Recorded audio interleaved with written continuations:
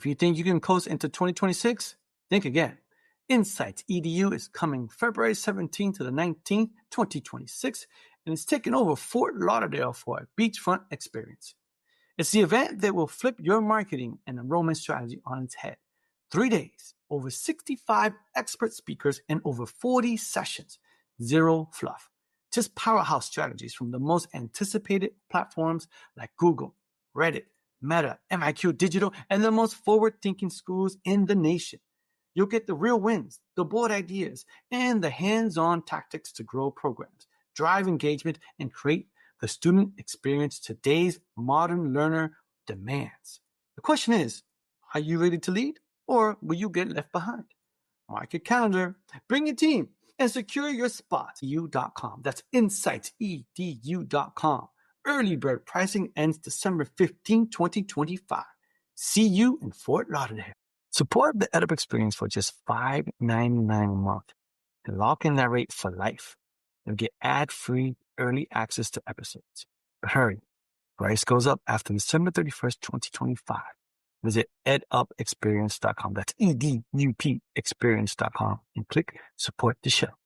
Welcome back, everybody. It's your time to EdUp on the EdUp Experience podcast, where we make education your business. This is Dr. Joe Salustio, and I have said that 1,100 or so times. And when you hear this episode, you will have seen some social media that we, of course, put out pretty prolifically, celebrating our success and letting you know, audience, how much we appreciate you in your earballs for listening to the EdUp Experience podcast. I do want to say, because this is going to be announced soon, and this episode will come out after it, as many of you know, we had a very successful Higher Ed PodCon, the first ever higher education podcasting conference in July of 2025. We had about 150 people show up representing 100 different institutions on the campus of the University of Illinois, Chicago. It was way better than expected. It met all of our expectations. And now we got to go big. Got to go even bigger in year 2. All right. So you'll hear this podcast. You'll see the social media. We're announcing that we're having Higher Ed PodCon 2 in July of 2026. I think it's the 15th and 16th. I don't even know my own dates, but we got a lot of time. I'll clarify the dates later. On the campus of Cuyahoga Community College, Tri-C, in Cleveland, Ohio. Shout out to my brother, Dr. Michael Baston, and the work that we went and we said, who wants to host this sucker? And Tri-C came back and said, we do, and we're going to do it on the campus. So really excited to see you there. But that's not what this podcast is about. We got another president here waiting to talk to you about the work that he's doing. But before I get to him, I got to bring in a colleague of mine who I sort of knew before, but as I've gotten to know her, I got to tell you, she is the real deal, salt of the earth, amazing human being, no pressure to deliver now. Ladies and gentlemen, she's Christy Siegel. Wow. I don't even know her title these days, Vice President of Business Development Extraordinaire, and more coming. Thank you, Joe. It's actually Vice President Managed Services and Executive Business Engagement, but I'm happy to join you on my second EdUp Experience podcast as your co-host, and I'm thrilled to be here because I'm glad you got your title right, because there's zero chance I would have gotten it right. I know you would. Yeah, thank you.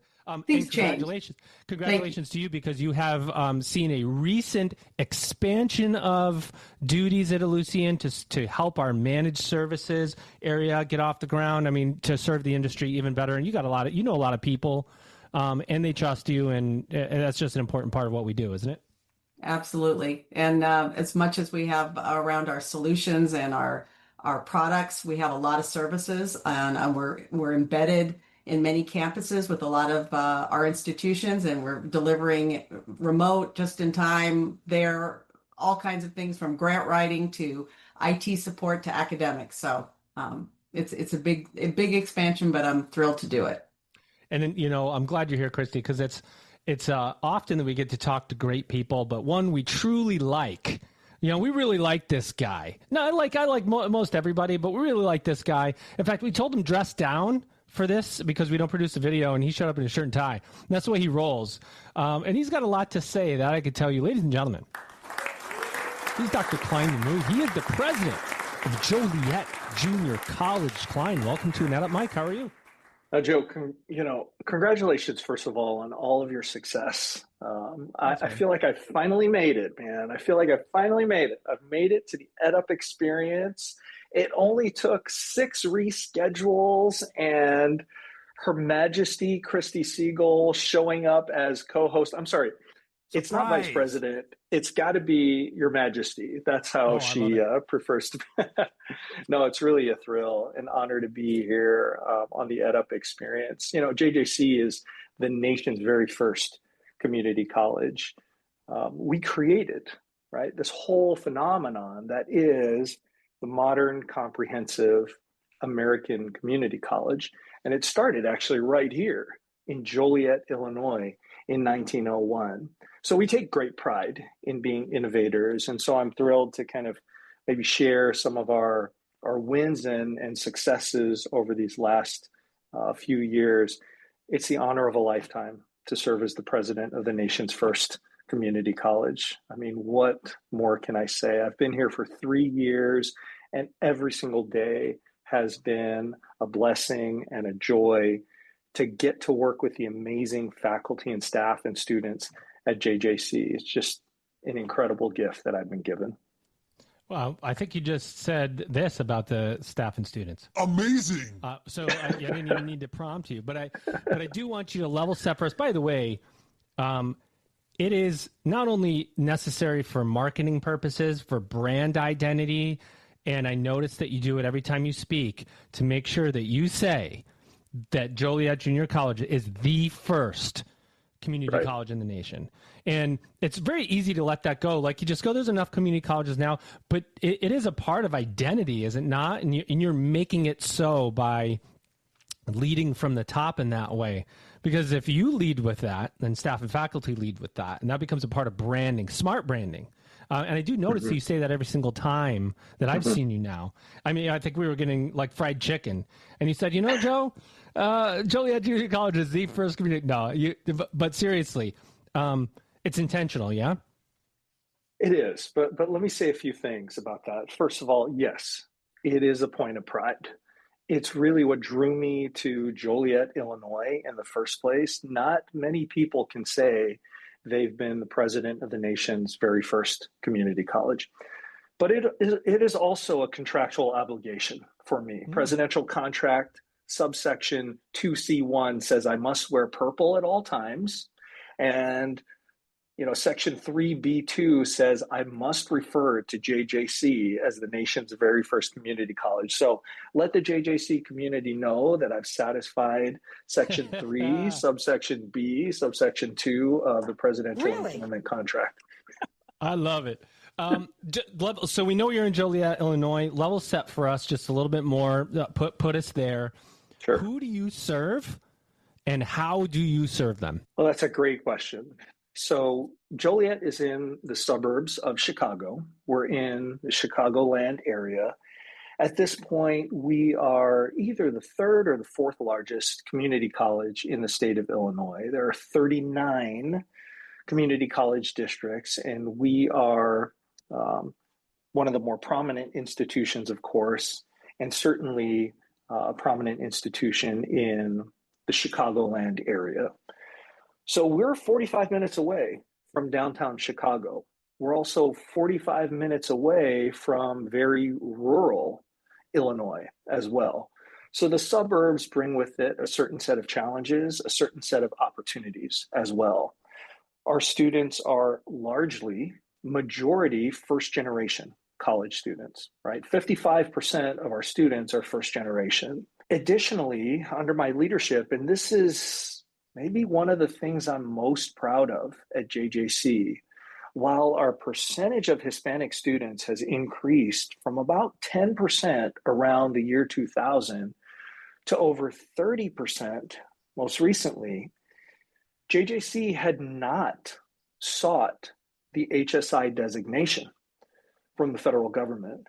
So under my leadership, we put together a proposal to seek the HSI designation.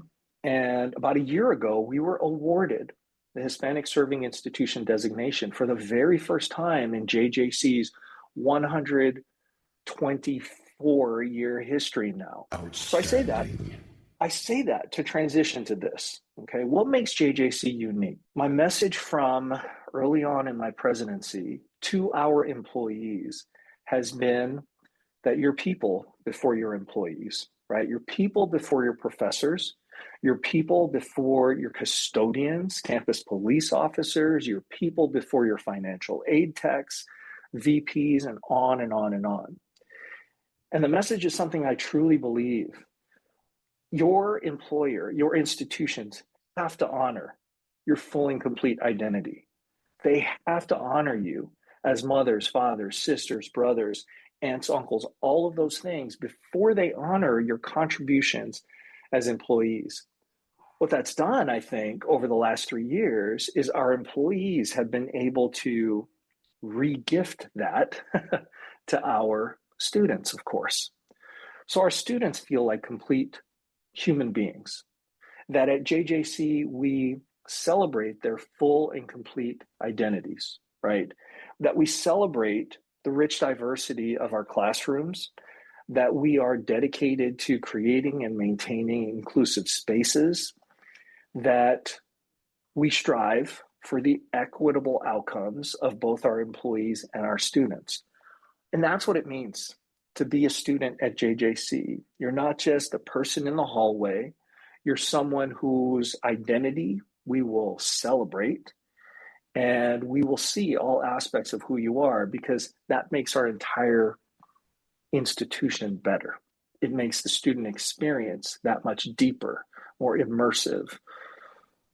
And that's what it means to be associated with Joliet Junior College. That's amazing. Your passion is evident. Obviously, I can tell that, students probably feel that from the administration, from the staff. Of course, the grant writer in me, who wrote a lot of those HSI Title V grants over the last 17 years, very disheartened with the news coming out of Washington yesterday that the Department of Justice is not going to uphold the HSI designation, and it looks like it's going to be, I don't know what the word. I'm going to try to be nice here. It looks like it's going to be adjudicated or judged in a way that may not be what we're looking for. But I know from years of writing those grants that not just the Hispanic students benefit from those types of programs, but the entire student population does. Because most of the time it's retention focused, it's student success focused, and every student at the college is benefiting from those grants. And I can only imagine the same thing at Joliet. So do you want to speak to a little bit about the uncertainty as we go to the future of that particular line? Absolutely. So, uncertainty is a little bit of a euphemism, is it not? Yeah. I mean, a chaos at times. At JJC, I think we've at times struggled with the uncertainty. But my hope is that the college community feels that we've been proactive.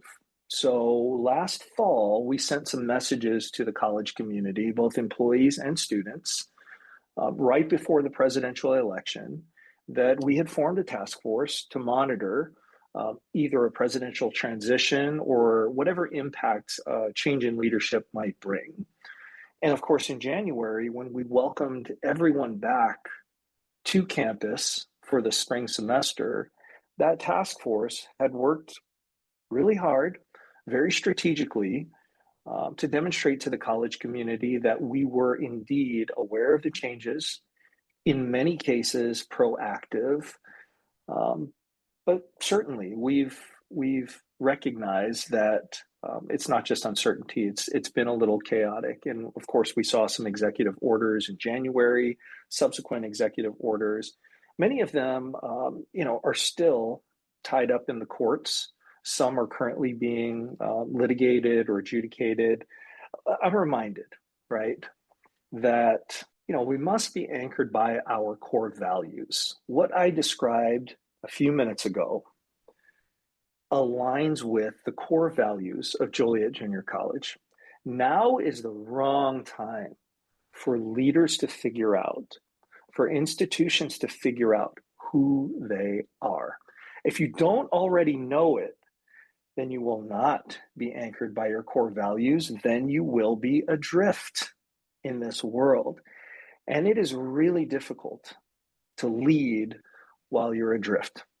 So I am reminded of what Martin Luther King Jr. told us when faced with adversity, that the arc of the moral universe is long, but it bends toward justice. And my hope is the values that Joliet Junior College instilled in the country in 1901, creating a level of higher education that is open to all. I'm hoping the values will persist regardless of federal administration or any other external influences, because we are anchored by our core values here at JJC.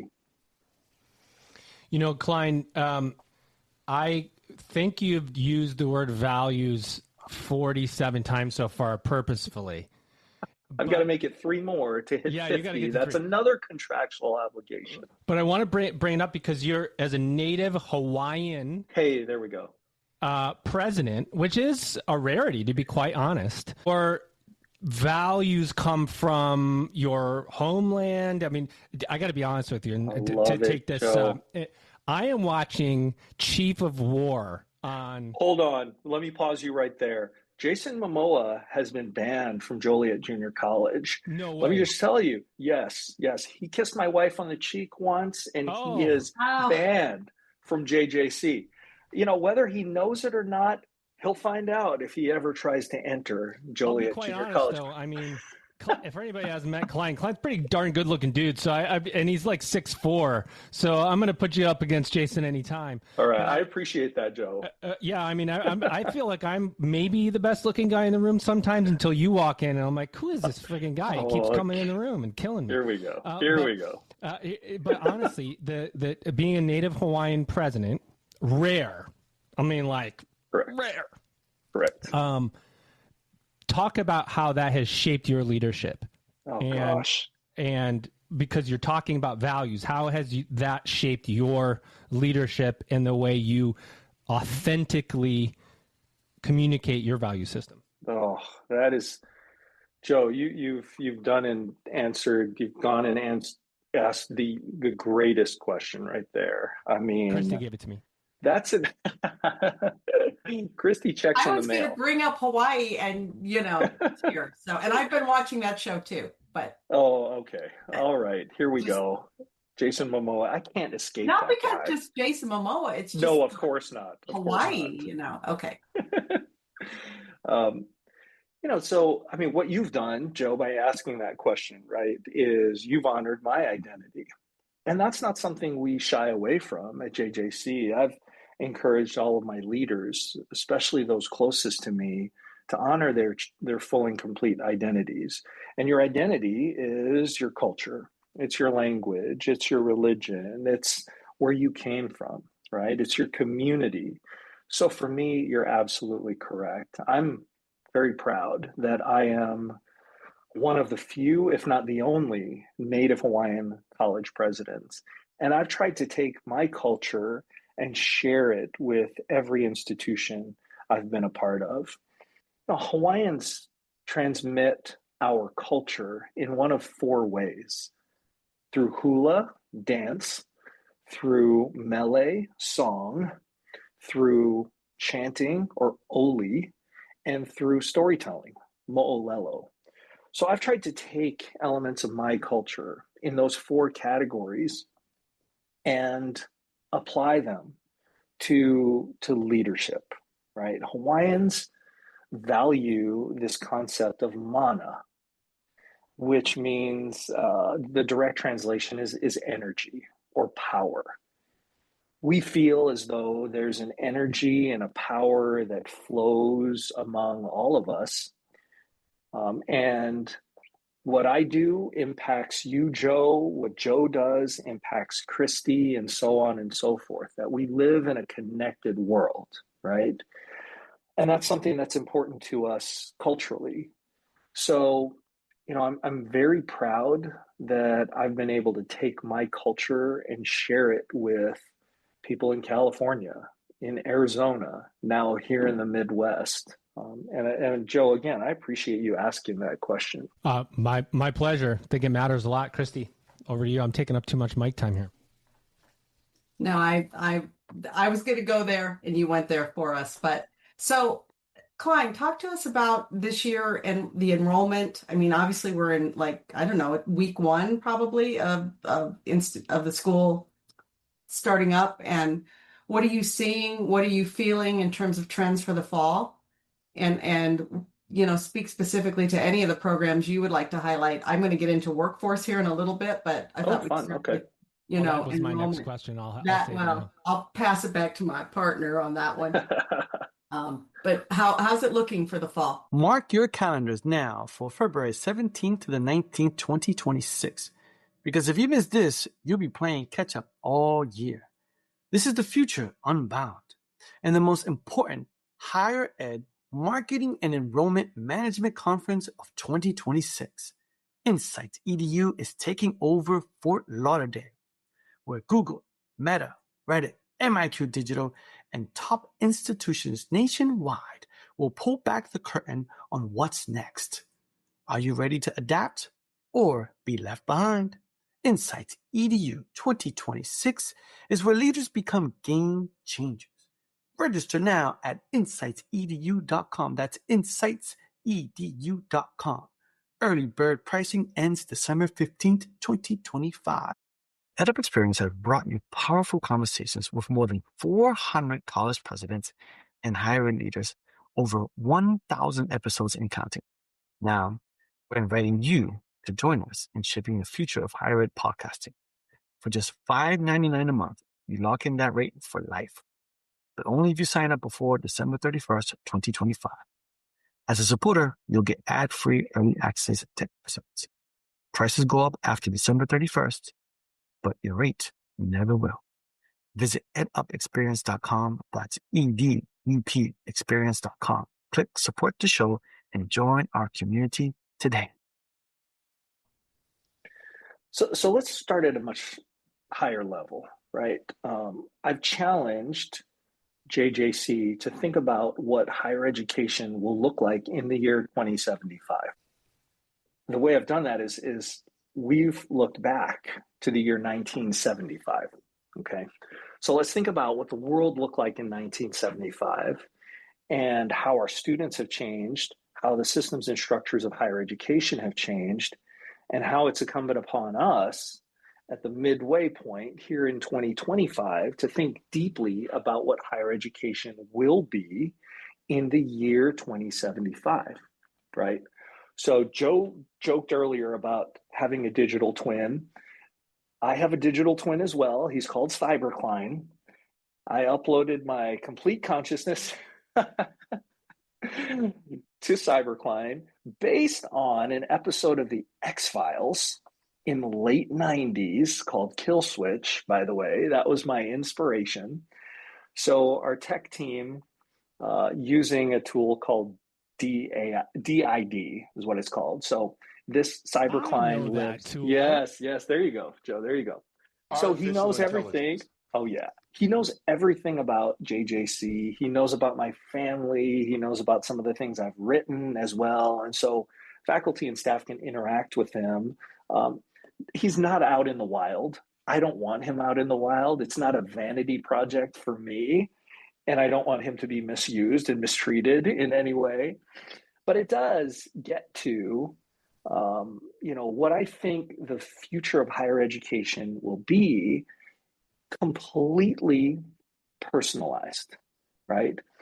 Our faculty are incredible in so many ways, but oftentimes they produce just one instructional artifact, right? So let's say it's a case study. Well, what if you could take that one instructional artifact, plug it into a persona, or an instance or a digital twin or Cyber Joe. And Cyber Joe could then spit out a personalized version of that instructional artifact, complete with Christy's learning profile, right? And Christy's learning profile could include language proficiency, reading level, grade reading level. It could contain some cultural component as well. Perhaps, anything that would comprise Christy's learning profile, whatever Professor Joe produced would be customized and delivered to Christy. So thinking forward to the year 2075, not only will instruction be immersive, but it will be highly personalized. So that's kind of the huge, big idea that we have at JJC. On October 1st, we'll be cutting the ribbon to the Crawford Honors College. Now, very few community colleges have an honors college experience that matches a university honors college, thanks to the generosity of Dr. Curtis Crawford and Mrs. Gina Crawford, who donated nearly $2 million for us to build and scholarship all 35 new students who will comprise the inaugural class of the Crawford Honors College. JJC is really at the forefront of neutralizing the stigma attached to community colleges. We attract the best and the brightest. Over the past 3 years, we have had 12 valedictorians or salutatorians at JJC. Think about that. More of the best and the brightest students, not only at JJC, because this story can be repeated at community colleges across the country. They're choosing their local community colleges, not simply just ending up there. Victory! Indeed. I love that. I love the visioning of the future in 2075, that 100-year, and then this is the midpoint. I was waiting for the 1975 music to show up. It probably doesn't have disco. It's got Bee Gees, It's got to have Bee Gees. But that is I mean, insofar as the whole picture this, vision that, and that seems to be all we're doing right now is preparing for the future. Absolutely. I think that's what's fascinating about that, though, that exercise is the mindset preparation. Like when you're challenged to think that far in the future, it makes you better in your present. I think that's where we're having trouble with some schools is the present, not only with adoption. I was talking to another college president earlier today that said, this AI for cheating conversation we're having, like, this is old news. Like, AI for cheating is like the first thing you go to because you think that everybody's going to be in there. Like AI for operations. How do we make the student experience better? How do we move our institutions forward into the future so that when we get to the future, we're student ready? We can, we're having the wrong conversations. When you think forward in an exercise like that, so far forward that you're thinking about the hoverboard from Back to the Future, because that's where my mind goes, where you go, okay, if I'm thinking that far in the future, I need to start doing something now, because I can't get to that future unless I'm thinking the right way now. Have you seen actual mindset change in the people you're having do this exercise? Is it hard? Does their brain break at first, and then they start to? There's like the cognitive dissonance concept come into play. Tell me about that exercise and what it's done for your teams. Yeah, great question, Joe. So, I would offer a couple of things. I think there have been several moments in the history of higher education where revolutionary change has taken place. Right, the pandemic was certainly one of them. Right, we saw many institutions move online and deliver online learning where we thought it might not be possible. Right, we see a lot of evolutionary change as well, and then pockets of success in innovation. At JJC, what I've tried to do from a leadership standpoint, is provide a vision and invite people to not necessarily into the creation of that vision, but to provide them the tools and perhaps a framework by which they can develop initiatives, strategies, projects, programs that align with that vision, right? So for us at JJC, it was and is design thinking, right? It's design thinking. It's the different stages in the design process. Last year, we allocated some resources and called it the $100,000 Design Thinking Challenge, right? We took in 33 different proposals or applications from across the college. You did not have to be a VP or a member of my cabinet to submit a proposal. You could be a custodian, you could be a career services technician, you could be frontline staff, and in fact, many of them were. We awarded 5 projects, and over the course of last year, many of them, in fact, all of them are near completion, but a couple of them really changed the facades of our building. So, for example, one of them was our facilities team wanted to, our campus is just a blank slate of white buildings. So our facilities team created a design thinking proposal, and now we actually have these massive decals on our windows that showcase the programs inside. So out front of the U building, we have decals that show EMS, EMT, paramedicine, nursing, health professions, all of the programs that actually happen in the building. Same for vet tech, same for automotive, and same for our science complex as well. This year, I announced round 2 of the Design Thinking Challenge, and this one will be focused on creating an intentional student life cycle, right? One of the priorities in our strategic plan.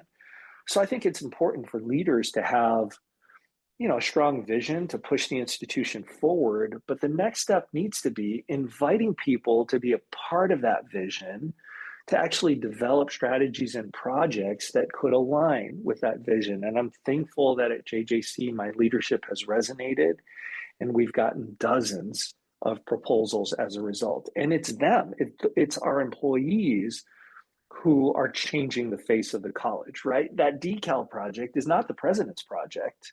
It's part of my vision, but that's our facilities team's project, right? That's our bookstore manager's project, or that's our financial aid tech's project.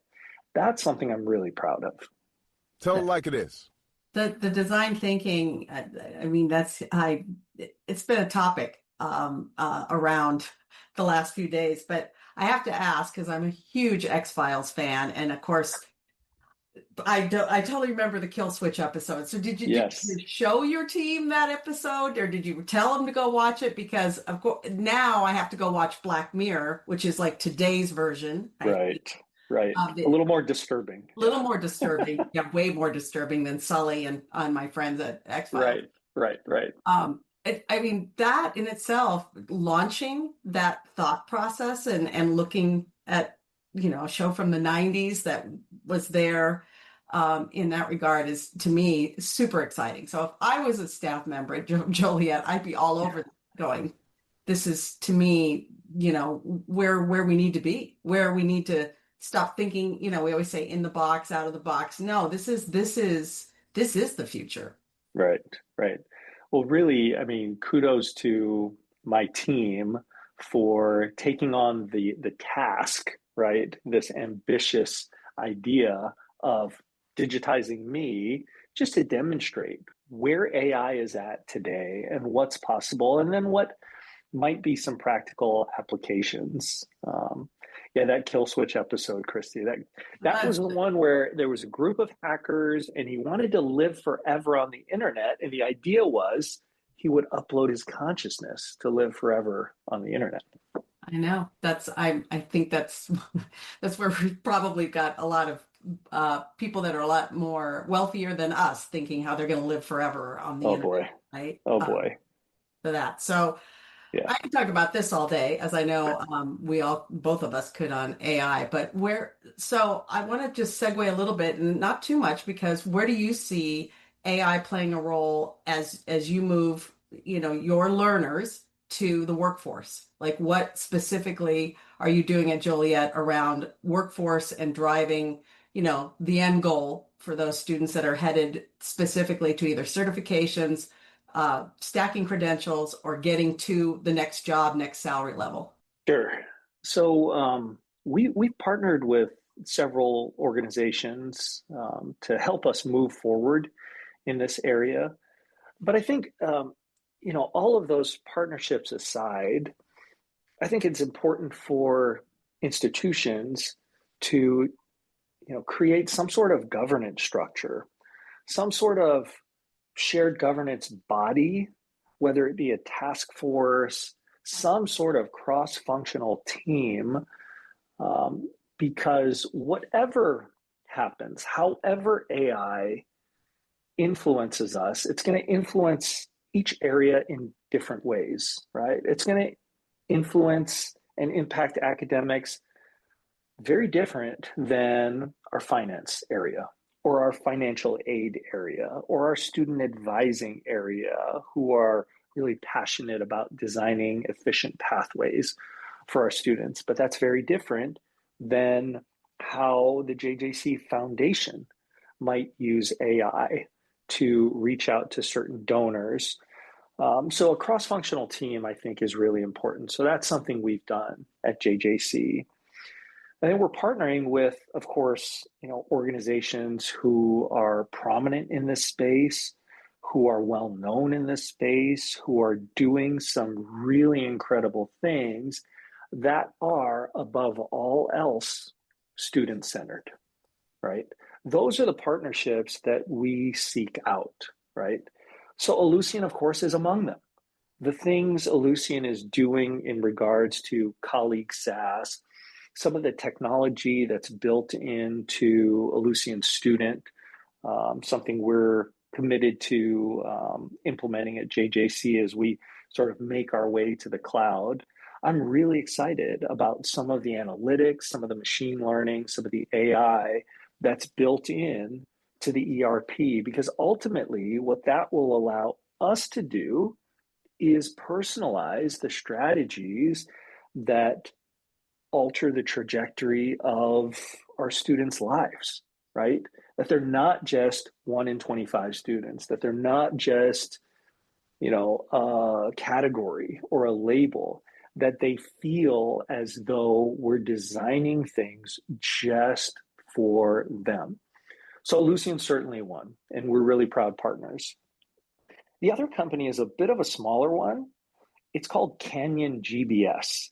They're doing some things in the AI space that I've been really impressed with. It's a group of former colleagues of mine from the Maricopa system who left Maricopa, retired from Maricopa, and started a tech company, and they're starting to work with institutions around the country, really in the SIS and AI space. We've engaged them just in the AI space, digging into our student data to allow us to be a little bit more proactive. No, that's great. I just, for the audience, want you to know I did not plant that question, or did he just, go off on the Ellucian tangent, but it's specific to personalizing a student journey or developing partnerships, like you just mentioned, around the use of AI to help, mine that data and get more of what you need out of it to help, plan for the future, the programs that you're going to need, the degrees, the programs itself. It's got to be coming from somewhere. Let me ask a quick follow-up, Clyne, because data, Christy brought up a great topic, workforce and data. And this is maybe a tactical or partially tactical and then maybe philosophical too, or structural maybe. Workforce Pell coming next year, coming to a town near you. Excited. Yep. Yeah. Community college president's been fighting for this for years and years and years. Yep. it's not without a hook, right?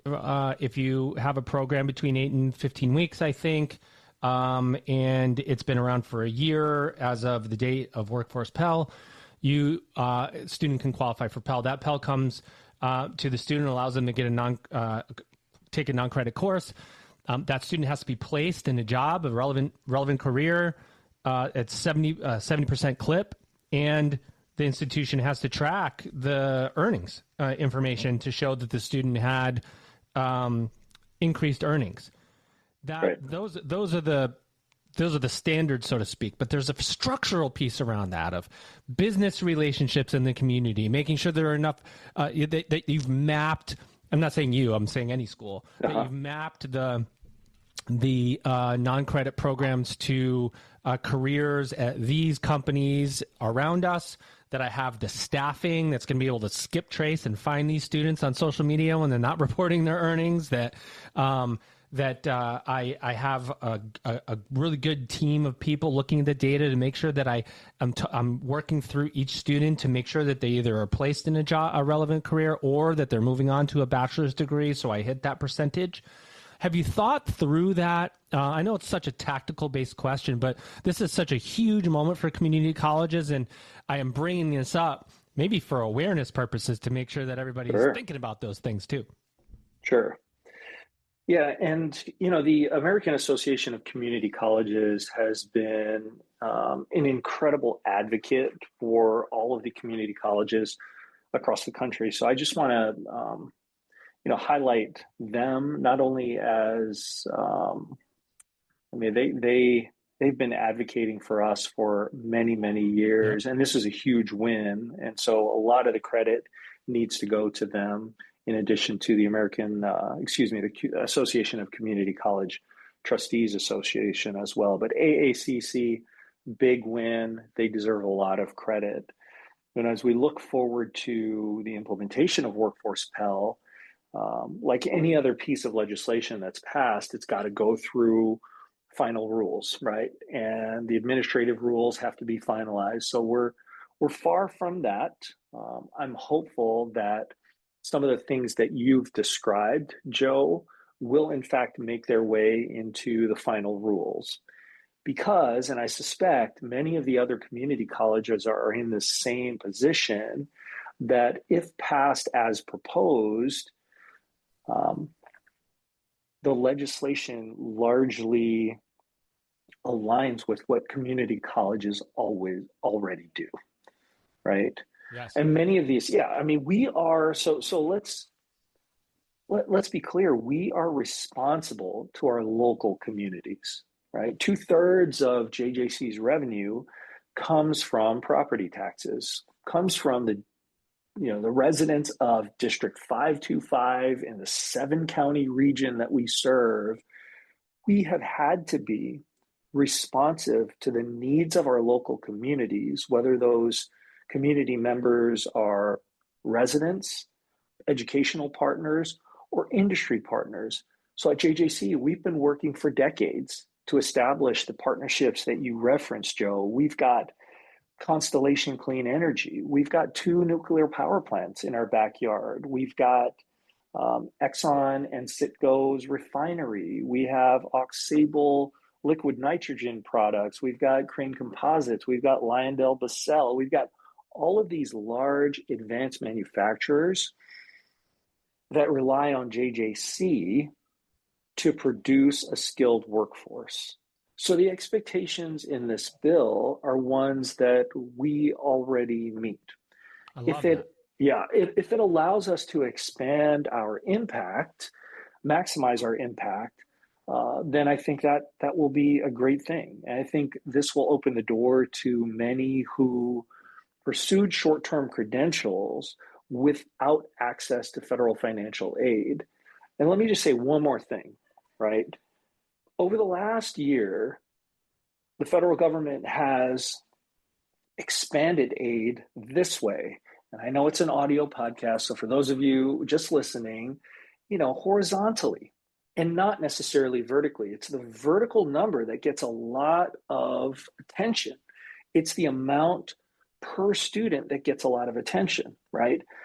But with expanded eligibility at JJC, what that meant is last year we distributed, instead of $10 million in federal Pell Grants, 12 million, right? So that went up 20%. And we were able to serve thousands more students as a result of the modification to eligibility horizontally and not necessarily vertically. So that, keeping that in the bill, was another huge win for community colleges, because community college students access a Pell Grant at much higher levels than university students. Christy, any more questions for Clyne? I thought you were going to jump in, like, because you're always just right on. Oh, well, no, I'm like absorbing all of it. The Pell question was perfect for the whole workforce part of that conversation. That was great. So, well, Clyne, we want to honor your time and make sure we don't keep you past the hour. You look like you're somewhere important with that shirt and tie on, so we don't want to mess up your rest of your day. Maybe you get to go home at some point too. But right. We do ask two final questions of every guest. Number one, it's more of an open question. Number one is, what else do you want to say about JJC that perhaps did not yet come up in conversation, either something you were hoping to bring up, something that I forgot to ask you or Christy forgot to ask or we didn't highlight? And then two, you kind of talked about it, and if you want to just retread it, that's fine too, what you see for the future of higher education. Mm-hmm. Yeah, and I might, so let me do this. I mean, the what else, we could brag, I could brag about so many things at JJC, whether it's our Future Wolves initiative for K through 5 students, our 12 by 12 by 12 dual credit initiative that's really propelled us to the forefront of state and national conversations related to the benefits of dual credit. But I really want to talk about our people, right? Because now is the time for leaders to lead, right? Now is that time. I mean, anyone can lead when the situation is ideal. Anyone can hold the helm when the waters are calm. But I really just want to highlight the incredible people at Joliet Junior College. And I've worked at a lot of really incredible institutions.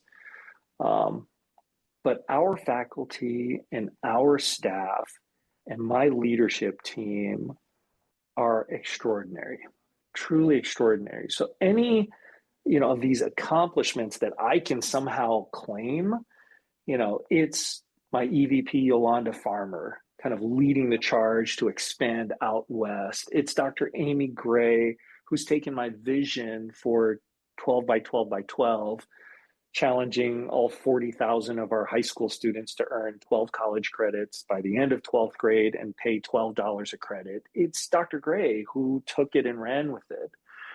It's those cabinet members and the leaders at JJC who are really taking these big ideas I have and are making them a reality, right? Or turning them into real things. So I'm not going to highlight any other things. I'm going to highlight the amazing people, my amazing team at Joliet Junior College. In terms of the future, I think I've talked about that quite a bit, but I will add that the Future Wolves initiative at JJC is something I'm really proud of. It's a series of summer camps for kindergarteners through fifth graders. Now, kindergarteners are more interested in the ceiling fans and the hand sanitizer dispensers instead of some of the college level instruction, but that's okay. Their eyes and their energy and their excitement being on a college campus, sometimes for the very first time, is something that I think 10 years from now, people will look back and look back on it fondly, right? Is that Future Wolves experience resulted in them coming to JJC? So the Future Wolves, I think, is a really, really cool thing for us. Really, I've been, my background's community colleges too, as well. And many of those summer camps that I saw and experienced during those years were middle schoolers, mostly 6th, 7th, 8th grade, getting touchy-feely with potential career involvement. But K through third grade. What a great way to start just doing the exploration and for your staff as well, which I assume are, a mix of ages too, to have that kind of energy on campus for a week. That's gotta be a lot. That's cool. Fully subsidized by JJC and now actually sponsored by Constellation and Exxon. I think we've created something really cool. I love it. Get the corporations involved. Too cool. Well, speaking of something really cool, this has been a pretty cool episode of the EdUp Experience podcast, if I do say so myself. Clyne, it's been an honor to have you here and to get to know you too, as I know we cross paths and will continue to do so. Christy, what did you think of this? Let me ask you what did you think of this? Because we were excited for this episode. Yeah, well, first of all, I didn't think I'd have an episode that would talk about the X-Files, Black Mirror, Hawaii, workforce, Title V, all in the same 45 minutes or however long it's been. Yeah, you kind of blew me away, Clyne, although I already knew it was going to be fun. I didn't realize how fun. So thank you. Thank you all for giving me the platform, and congrats on Joe again. Congrats. This is an amazing platform that you've created for higher education. And Chrissy, always great to see you, and we'll see both of you at the next thing, I'm sure. Oh, definitely. I got it. I wrote this down, but what's the name of your Cybercline? Cybercline. I'm in love with that title, so you'll probably hear me say it. It'll be the name of the robot doing perhaps vacuuming and doing the dishes in your house at some point. Cybercline. Cybercline. No? That's right. But they have, I did see, just a complete aside, that in China somewhere they are creating an Android that could hold a baby. It could carry a child, and I'm going, how? This is getting crazy. Let's work on updating our operations with AI first before we do anything else. Yeah, there's the Black Mirror episode. There's the Black Mirror episode. There you go. It really is. Well, ladies and gentlemen, this has been another incredible episode of the EdUp Experience with our guest today. No, he is your guest today. He is Dr. Clyne Namuo. He is the president at Joliet Junior College, the first community college in the country. And ladies and gentlemen, you've just EdUp'd. Attention higher leaders, it's time to shake up your marketing and enrollment strategy. Join us at Insights EDU, February 17th to the 19th, 2026 in Fort Lauderdale, Florida, for a beachfront experience and the best higher education marketing and enrollment management conference.